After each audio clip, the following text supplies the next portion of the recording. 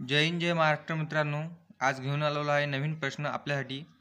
वडील आणि मुलगा यांच्या आजच्या वयाची बेरीज 60 वर्ष आहे।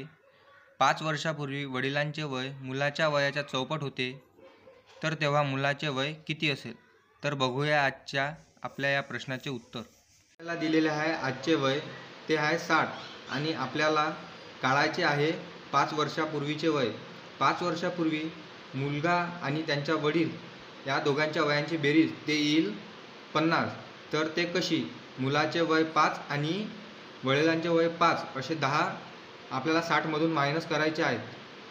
त्यामुळे आपण मुलाचे वय मानू x आणि वडिलांचे वय मानू 4x।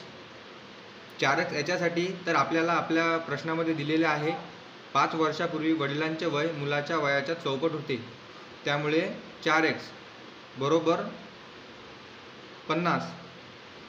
x अधिक 4x बरोबर 5x बरोबर 50। x बरोबर 50 भागिले 5। मित्रांनो, x ची किंमत येत आहे 10। आता हे 10 आपण आपल्या समीकरणामध्ये टाकू।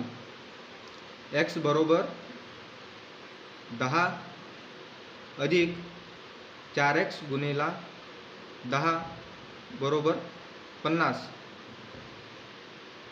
10 अधिक 4 गुणिले 10 बरोबर 40 बरोबर 50। तर मित्रांनो, 5 वर्षापूर्वी वडील व मुलगा यांच्या वयांची बेरीज ते आहे 50। 5 वर्षापूर्वी मुलाचे जे वय आहे ते होते 10 आणि वडिलांचे जे वय आहे ते होते 40 आणि त्या दोघांच्या वयांची बेरीज होत आहे 50। आणि आपल्या प्रश्नाची पडताळणी करण्यासाठी आपण याच्यामध्ये 5-5 वर्ष अजून ॲड करू आणि आपली जे बेरीज ते 60 वर्ष येत आहे का ते बघू। 10 अधिक 5 बरोबर 15। 40 अधिक 5 बरोबर 45।